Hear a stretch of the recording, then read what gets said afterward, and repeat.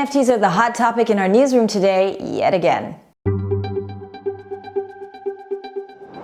Welcome to the Daily Forkast, October 13th, 2021. I'm Angie Lau, Editor-in-Chief of Forecast News, covering all things blockchain. Crypto exchange Coinbase has become the latest to dive into the NFT space. Meanwhile, rival Binance, which got into NFTs back in June, has announced a $1 billion US fund it hopes will bring 1 billion new users into crypto. We're going to take a look at what they hope to achieve and a whole lot more coming up. Let's get you up to speed from Asia to the world. First up, two of the world's biggest crypto exchanges have made moves to diversify their revenue streams. Coinbase has announced the opening of a waitlist for early access to its NFT platform, which it claims will make minting and buying NFTs easier than ever. And Binance has announced a $1 billion US fund to push adoption of its Binance Smart Chain and develop the blockchain industry. Forecast News' Monica Ghosh has a lot more from these two. The peer-to-peer marketplace Coinbase NFT says it will help people create NFTs by tapping a few buttons. It also says it intends to provide a social platform, creating a community for artists and buyers.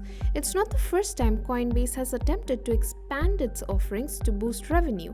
However, the lending product it announced in June was scrapped after the US Securities and Exchange Commission said it intended to sue if it was launched. Coinbase has also come under fire from customer complaints, with several responses to CEO Brian Armstrong's tweet announcing the NFT platform's launch, slamming the company's poor customer service. According to research compiled by the Massachusetts Student Public Interest Research Group, digital wallet complaints are on the rise, with Coinbase being the third most complained about company from 2017 to April 2021. Meanwhile, amid problems of its own, Binance is also looking to grow its business. It says the vision for its Binance Smart Chain growth fund is to introduce the decentralized world of gaming and financial service to the masses, as well as promoting awareness of Web 3.0. Under regulatory pressure, Binance has pulled back from Singapore and Australia and is in hot water with regulators in other countries, including Japan and South Africa. With more and more non-crypto challenges getting involved and putting a squeeze on trading fee revenues, diversification seems a wise move. For Forecast News, I'm Monica Ghosh. Meanwhile, stablecoins are seeing some regulatory instability, you could say, as more face scrutiny. An IMF report on global financial stability released Tuesday says that challenges for the crypto ecosystem, where some stablecoins are concerned, include inadequate reserves and disclosure standards. With international regulators looking to improve oversight of the industry, experts told Forecast News a clearer regulatory regime could actually help catalyze adoption. Forecast News' Carolyn Wright reports. Stablecoins, which are typically pegged one-to-one to fiat currency and designed to minimize price volatility, have experienced massive growth in the past year, with total market value standing at over $130 billion US. However, a report by the Financial Stability Board said vulnerabilities in the space have continued to grow, and ensuring appropriate regulation and supervision across jurisdictions is necessary. Crypto experts told Forecast News it's no surprise stablecoins have attracted increasing regulatory attention due to the potential market impact. This has led to global regulators looking to treat stablecoins and the companies behind them as true financial instruments, or even like banks in some cases.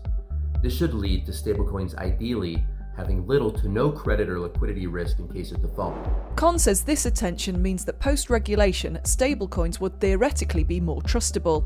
And Julian Hosp, Cake DeFi, says regulation offers multiple benefits. It will validate the entire ecosystem. So small businesses will have the opportunity to become global businesses with the access, and they feel secure that the ecosystem is actually working. For ecosystems and regions that are normally excluded, there will be, or there should be, some financial inclusion. implementation of regulation is currently uneven across Asia. China has prohibited trading of any cryptocurrency, including stablecoins, while earlier this year the Bank of Thailand outlined a framework for regulating stablecoins. And the Monetary Authority of Singapore has granted a major payment institution license to XFAS, which issues XSGD, a stablecoin backed one-to-one by the Singapore dollar. For Forecast News, I'm Carolyn Wright. And finally today, we started with NFTs, and hey, we're going to end on them too. Social media giant TikTok's NFT auction has gone live. TikTok Top Moments collection was initially advertised old school style, with a full-page black and white text ad in the New York Times.